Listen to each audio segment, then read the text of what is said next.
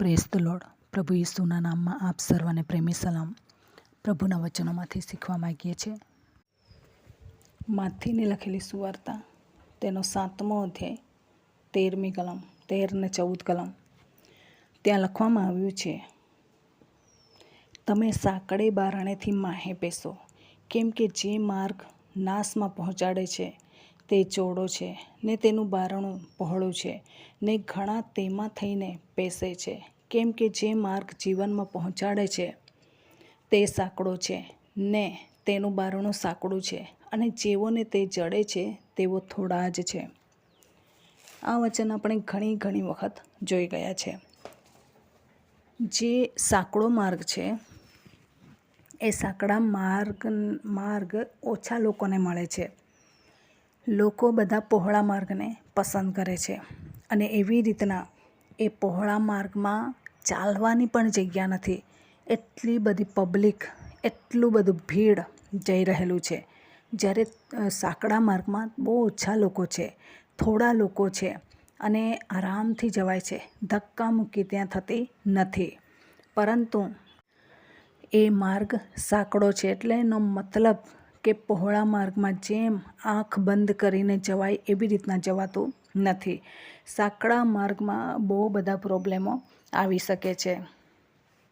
એટલા બધા પ્રોબ્લેમો કે કેવી રીતના આપણે એમાંથી બહાર નીકળીએ. પરંતુ પ્રભુ આપણને એ માર્ગમાંથી બહાર નીકળવાને માટે કૃપા આપે છે. પ્રભુ પોતે પણ એવા સાંકડા દરવાજામાંથી જ ગયા, અને એવી રીતના એમણે આપણા માટે એ સાંકડા દરવાજાથી જ તારણનો માર્ગ, ઉદ્ધારનો માર્ગ ઊભો કર્યો છે. તો આજે ભલે આપણા જીવનમાં સાંકડા માર્ગથી જવાથી સંકટો આવે છે, મુસીબતો આવે છે, સહન ન થાય એવી રીતના આપણા જીવનમાં પ્રોબ્લેમો આવીને ઊભા રહી જાય, પરંતુ આપણે નાસીપાસ થવાનું નથી. પ્રભુના મહિમાને માટે આપણે વધુને વધુ વપરાવાનું છે. જેટલા દુઃખો, જેટલા કષ્ટો, એટલી જ ઉન્નતિ, એટલી જ બરકત ઈશ્વર તરફથી આપણને મળે છે. પ્રભુ એ કોઈનો કરજદાર નથી. દુઃખ વેઠે છે એ હર કોઈ વ્યક્તિને પ્રભુ આપી દે છે. તેથી દુઃખ વેઠવાને માટે આપણે નાસીપાસ થવાનું નથી. એનું પ્રમોશન પ્રભુ આપણને આપી દે છે.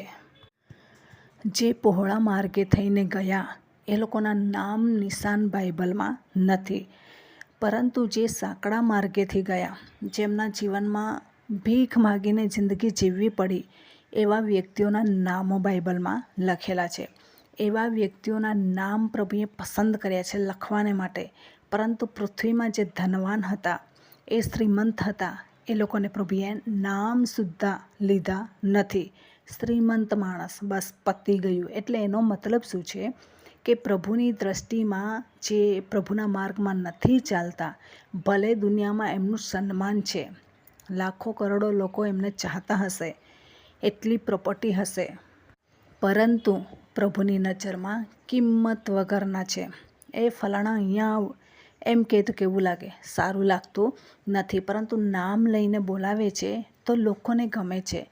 પ્રભુની હાજરીમાંથી જેઓ જતા રહે છે એમને પ્રભુ કોઈ નામ આપતા નથી. તમે ને હું સાંકડા માર્ગેથી જેમ તેમ કરીને જઈએ છીએ. દુનિયામાં એક વ્યક્તિ લાજરસને જોવા તૈયાર નહીં હશે, પરંતુ પ્રભુએ એને સેલ્યુટ કર્યું, સન્માન કર્યું, અને એવી રીતના એમનું નામ લખ્યું, બાઇબલમાં નામ લખ્યું, અને એ પ્રમાણે પ્રભુએ એને દરજ્જો પૂરો પાડ્યો. એ સાંકડા દરવાજાની કિંમત છે. એ સાંકડા દરવાજાનું પ્રમોશન છે. એ સાંકડા દરવાજાના ઇનામ છે. એવા જ ઇનામો આપણા માટે પણ રાખી મૂકેલા છે. આજે લાજરસ કરતાં આપણી જિંદગી બહુ બહેતર સારી છે. આપણે ભીખ માગીને ખાતા નથી. કટકો રોટલો આપણને કોઈની પાસે અપેક્ષા રાખવી પડતી નથી. પ્રભુએ આપણને ભરપૂરપણે આપેલું છે. તેથી પ્રભુના રાજ્યને માટે એ કામ કરતા જવાની જરૂર છે. સાંકડા માર્ગે જવાનું છે.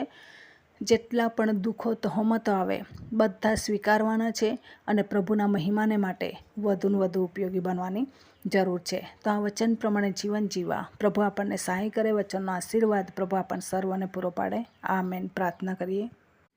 પ્રેમાળ પરમેશ્વર પિતા, અમે તમારો આભાર માનીએ છીએ, તમારી સ્તુતિ જ કરીએ છીએ.